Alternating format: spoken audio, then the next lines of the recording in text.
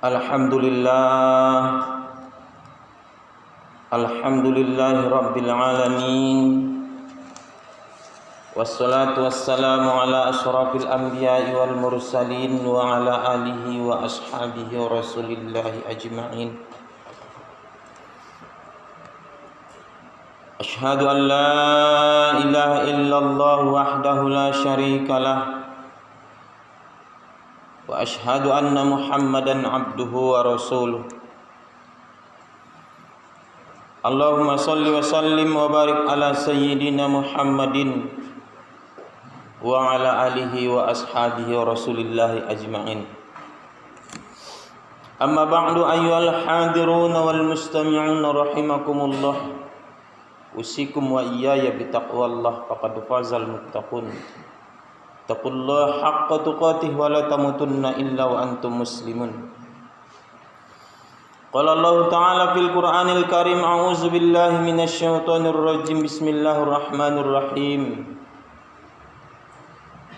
Qad khasira alladzina kazzabu biliqa'illahi hatta idza ja'atuhumus sa'atu baghtah qalu ya hasratana 'ala ma farratna fiha wa hum yahmiluna awzarahum 'ala zuhurihim ala sa'a ma yazirun.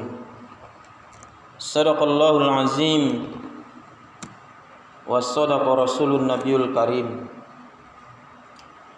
Bapak-bapak dan saudara-saudaraku kaum muslimin jamaah Jumat yang dirahmati oleh Allah Subhanahu wa taala. Bersyukur kita kepada Allah dan berselawat kita kepada baginda kita Rasul dengan ucapan Allahumma sholli ala Muhammad wa ala ali Muhammad. Kemudian kami mengajak kepada kita semuanya untuk selalu bertakwa kepada Allah Ta'ala sebagai bekal untuk menghadapi hari esok atau perbekalan menuju Allah Subhanahu wa Ta'ala. Mudah-mudahan sekian hari, sekian waktu, seiring dengan pertambahan umur dan usia, hendaknya kita semakin dewasa dan lebih mencermati diri untuk apakah kita hidup sebenarnya. Kaum muslimin jamaah Jumat yang dirahmati oleh Allah Subhanahu wa taala. Adapun judul khutbah kita dalam waktu yang sangat terbatas ini, kita ambil judul tentang orang-orang yang merugi dan menyesal di hadapan Allah Subhanahu wa taala. Kaum muslimin jamaah Jumat yang dirahmati oleh Allah Subhanahu wa taala, dunia ini sangat luas dan sangat kecil. Dunia ini tempat kita hidup dan tempat kita beramal soleh. Dunia ini tempat bercocok tanam dan hasilnya di hadapan Allah akan kita ambil, akan kita petik. Dan dunia ini sangat hina. Dan siapa yang mengejar kehidupan dunia, dia juga akan menjadi hina.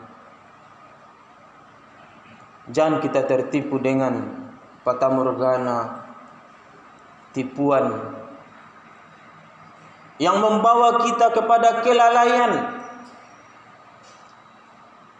Kaum muslimin jamaah Jumat yang dirahmati oleh Allah Subhanahu wa taala, kalau kita ingin betul-betul dikasihi oleh Allah, kalau kita ingin betul-betul rasa ketakwaan itu berada betul di dalam hati kita, maka jangan segan-segan untuk melepaskan kehidupan dunia ini. Makanya Rasulullah sallallahu alaihi wasallam mengatakan bahwa orang-orang yang paling cerdas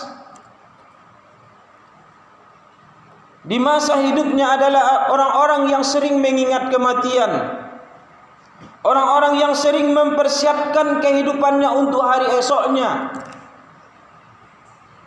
karena dia tidak mau menyesal di hadapan Allah Ta'ala. Yang kita lihat ini kaum muslimin adalah biasa-biasa saja. Jangan terpana dengan jabatan, jangan terpana dengan kekuatan orang, jangan terpana dengan kekayaan orang.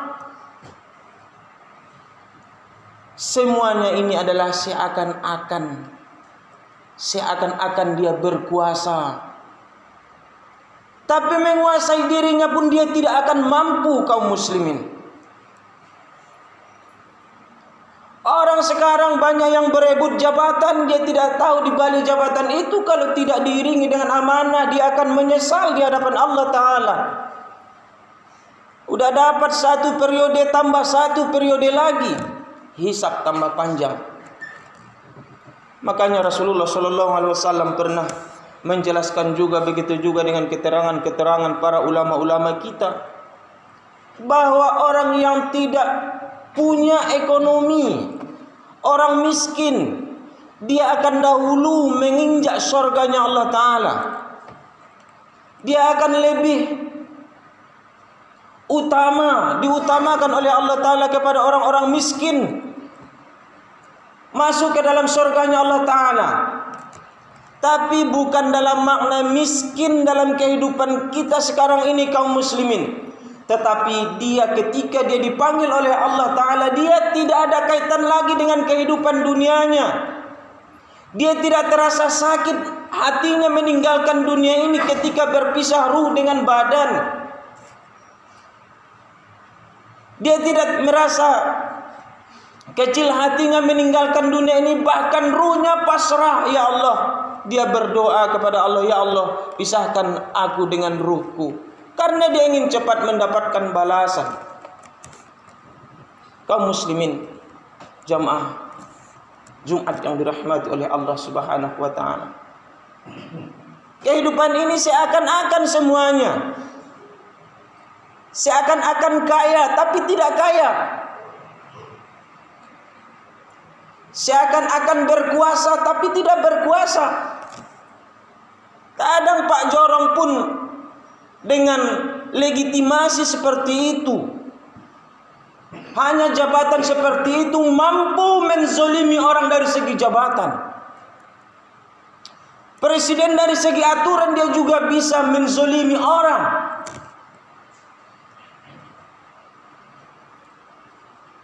Kaum muslimin, jamaah Jumat yang dirahmati oleh Allah Subhanahu wa Ta'ala, hakikat kehidupan ini atau untuk apa kita hidup? Allazi khalaqal mauta wal hayata liyabluwakum ayyukum ahsanu amala. Yang telah menciptakan kehidupan dan kematian, allazi khalaqal mauta wal hayata, dan kehidupan, liyabluwakum, agar kami uji kamu. Ada yang pedagang, diuji dia dengan dagangannya, apakah dia jujur dengan dagangannya. Ada dijadikan Allah profesinya sebagai petani, apakah dia jujur sebagai petani. Ada yang dijadikan Allah Ta'ala sebagai guru, apakah dia jujur dalam profesinya. Semuanya butuh jawaban. Liyabluwakum ayyukum ahsanu amala. Manakah amal kita yang paling ikhlas kita serahkan kepada Allah? Makanya di dalam ayat surat Al-An'am, surat yang ke-6 ayat 31, Allah katakan, qad khasiral lazina kazzabu. Sungguh merugi orang-orang yang mendustakan Allah. Mendustakan Allah biliqa'illah, ketika dia bertemu dengan Allah. Menyesal dia, karena enggak ada yang dibawa. Dia hidup selama hidupnya 60 tahun, dia bangun rumah berjulang tinggi, tanah sekian hektar, belum lagi serobot yang itu begini. Dunia ini kecil. Dalam sebuah keterangan juga, susah payah seorang hamba Allah bekerja 24 jam, berhasil dengan maksimal mungkin. dia umpamakan dalam amsal itu, dalam perbandingan itu, dia hanya mendapatkan dunia ini bagaikan satu butir pasir yang ada di pantai. Kecil. Yang ambil sini, ambil sana, sikut sana. Ambil tanah orang, geser perbatasan. Dia tidak tahu kaum muslimin dosa yang paling besar dalam kehidupan ini. Yang pertama adalah syirik kepada Allah. Ini renungan kepada kita. Menduakan Allah. Yang kedua, durhaka kepada orang tua. Yang ketiga, mengambil hak yang punya hak dia. Satu garis benang, batas rumah yang kita ambil, batas tanah yang kita ambil, sampai ke akar-akar sana kaum muslimin, dasar apa sana di hadapan Allah, dia akan diambil kemudian dililitkan ke dalam lehernya. Kemudian itulah yang dia bawa. Heran orang, ada apa gerangan? Kenapa seperti ini? Baru di sana dia menyesal. Ya Rob, aku menyesal. Oh, tidak ada. Banyak kaum muslimin, saudara-saudara kita, orang-orang tua kita barangkali, saudara-saudara kita, ikhwan kita yang sudah duluan masuk ke dalam tanah. Farjikna.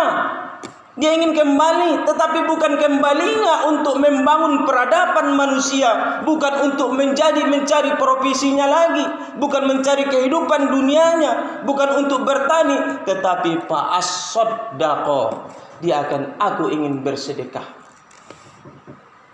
Makanya yang saya sampaikan adalah orang yang miskin duluan masuk ke dalam surganya Allah Ta'ala. Ketika dia meninggal, dia dalam keadaan miskin. Harta yang dia dapatkan, dia berikan kepada masjid.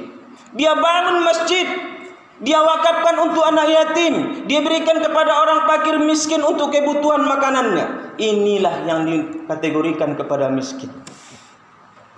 Miskin yang kedua adalah dia memang betul-betul miskin, tetapi dia tidak mau mengambil hak orang lain. Biarkanlah saya miskin. Ada sebuah kisah kaum muslimin, seorang ibu yang mempunyai anak dua. Di samping rumahnya ada pohon kurma. Di samping rumahnya tumbuh pohon kurma, tapi bukan pohon kurma, dia punya tetangga. Anak yatim, suaminya tidak ada. Karena kelaparan, perut anaknya, ibu masih bisa menahan. Dia katakan kepada anaknya, wahai anakku, ibu belum lapar.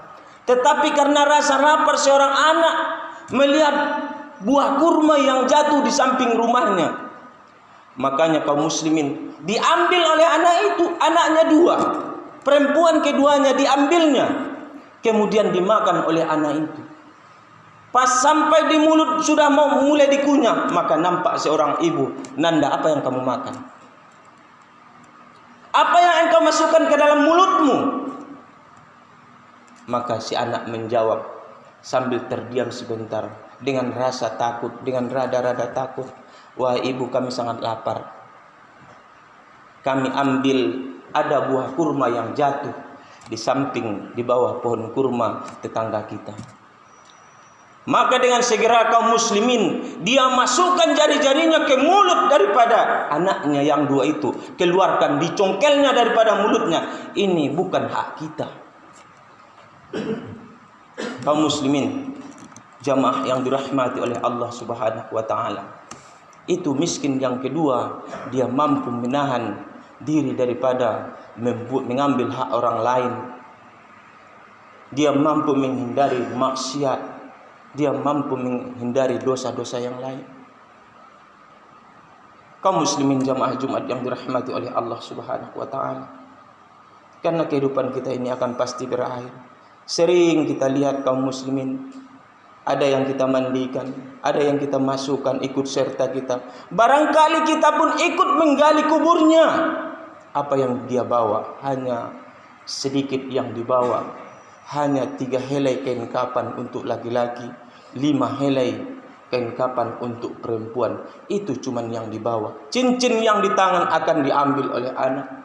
Rumah yang ditinggalkan, yang megah, yang mati-matian akan yang kita bangun bersusah payah juga akan dilelang, semuanya akan diambil kaum muslimin jamaah Jumat yang dirahmati oleh Allah Subhanahu wa taala. Makanya lagi ditegaskan oleh Allah Subhanahu wa taala di dalam surat yang sama, dalam surat 32, A'udzubillahi minasyaitonir rajim. Bismillahirrahmanirrahim. Wa mal hayatud dunya illa la'ibu walah. Tidaklah kehidupan itu kami ciptakan kepada manusia melainkan untuk senda gurau, hanya senda gurau dan hanya permainan. Walad darul akhirah khairul lil ladzina yattaqun. Dan orang-orang yang bertakwa itu dia tahu tujuan hidupnya itu adalah Allah. Dia tahu tujuan hidupnya adalah negeri akhirat. Afala taqilun. Inilah dikatakan oleh Allah. Apakah kamu tidak mempergunakan akal yang aku berikan kepada kamu? Kaum muslimin, jamaah Jumat yang dirahmati oleh Allah Subhanahu wa taala, menjadi bahan renungan kepada kita dengan satu pertanyaan, untuk apa kita hidup? Maka dari sinilah kita akan mendapatkan jawaban. Insyaallah taala akan membawa perubahan, minimal sedikit ada perubahan di dalam kehidupan kita. Perubahan yang mana? Bisa berubah pada pelaksanaan ibadah kita. Biasanya Jumat itu terlambat, orang azan dia masih di rumah. Tapi mulai minggu depan, Jumat depan, saya tidak mau ketinggalan lagi. Saya harus duduk, saya harus iktikaf sebentar, saya harus baca Quran sebentar. Ini tahunan kaum muslimin tidak ada baca Quran, ayat-ayat Allah. Bagaimana Allah mencintai kita? Sekarang musim panas, kita butuh air. Air punya Allah. Tapi kalau ketakwaan ini semakin menipis, barangkali beberapa tahun ke depan kezoliman merajalela, para ulama-ulama kita dianiaya. Aturan-aturan juga seperti itu. Kita lihat di dunia internet kaum muslimin, permasalahan jilbab pun sudah menjadi-jadi. Bahkan itu bukan saja dalam lingkup daerah kita, tapi masuk dalam lingkup nasional. Dibuli orang sekarang, peraturannya salah, peraturannya salah. Sumatera Barat itu salah. Padahal satu masalah, apa itu? Seorang non-muslim yang di sekolah-sekolah di Sumatera Barat diwajibkan memakai pakaian jilbab. Hanya satu orang. Di Bali sana berapa orang kaum muslimin, umat muslim hanya pengen untuk berjilbab masuk sekolah, tetapi tidak diizinkan. Tidak ada masalah. Tidak ada masalah. Kenapa? Aturan. Makanya hati-hati pada kita kaum muslimin. Mereka mulai bergerak. Lawan-lawan non-muslim, orang-orang non-muslim mulai bergerak. Barangkali masjid-masjid pun yang belum disertifikatkan, ini sudah ada wacananya. Belum ada sertifikatnya akan ditumbang karena dia bagian daripada bangunan-bangunan liar. Dan gereja mereka sudah mereka berikan kaum muslimin. Beberapa gereja sudah mereka izinkan untuk dibongkar dalam makna status bangunan liar. Itu hanya sebuah gambaran, dan yang lain yang menjadi akibatnya adalah masjid-masjid umat muslim mereka akan cari celah apakah punya sertifikat apa tidak, karena umumnya kaum muslimin tanah masjid-masjid kita itu adalah wakaf daripada kaum muslimin dan dibangun bersama dan tidak ada sertifikatnya. Inilah yang akan meruntuhkan kita. Makanya perlu sekolah, bukan saja bekerja dengan tenaga, tetapi punya pengetahuan, harus bersama dan berjamaah. Hadirin kaum muslimin, jamaah Jumat yang dirahmati oleh Allah Subhanahu wa taala, maka dengan itu marilah kita ambil pelajaran dalam ayat-ayat ini. Mudah-mudahan ada memberikan manfaat kepada kita dan merubah di dalam kehidupan kita. Faqtabiru ya ulul absar la'allakum turhamun.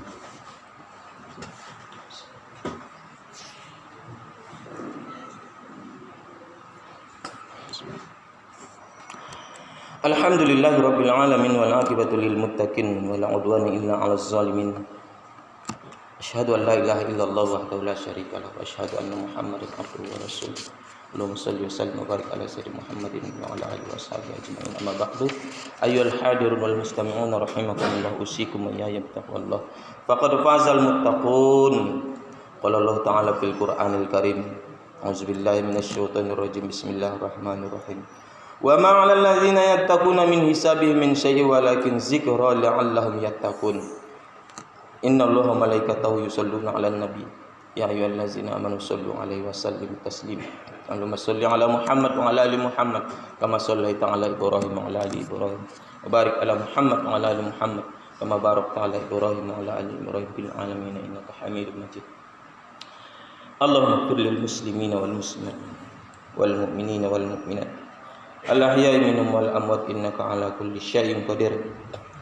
Allahumma arinal haqqa haqqan warzuqna ittiba'ah wa arinal batila batilan warzuqna ijtinabah. Allahumma anzil 'alaina rahmata wal maghfirata was salamah. Allahumma anzil 'alaina ya Allah ma'idatan wa amturna 'alaina ya Allah mataran nafi'an.